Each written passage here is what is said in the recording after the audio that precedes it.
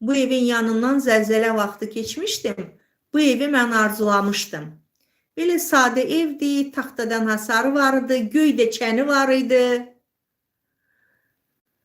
Bu evin yanından keçəndə o qaça-qaşda, neçənci il idi yadımdan çıxıb. Ürəyimdən keçdi ki, o 5 mərtəbəli evdənsə, bax, belə bir evim olar. Sonra o kimin evinə gəlib qaçmışdıqsa, bax, buradakı qonşu taksi şoförü idi. O vaxt maşınımız yox idi. Dedi ki, bəs o kişi evi satır. O zaman üçün 6.000 idi ev.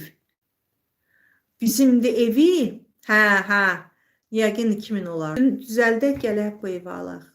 Mən dedim ki, o ev qalsın, mən o evi də istəyirəm. Mən bunun yarı pulunu verəcəm. 15-18 belə azlərdə idim. Amma mən çox çalışırdım.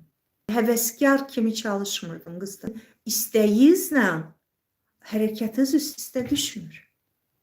Dəfələrlə demişəm. Biz hansı əziyyətlə işləmişik? İstər məhsul sifarişində, istər müştəri ilə işləməkdə. Tapmaqda. Bilirsiniz nə çətin şeydir? Çöldə bayırda müştəri tap. Çöldə bayırda get məsləhətçi tap. Və ona nə isə izah eləmək üçün get ofisə, sən gedirsən, çağırdığın adam gəlmir. Amma burada əlində telefondur. WhatsApp'da yazırsan, hə deyir, demir dünəndən deməsin.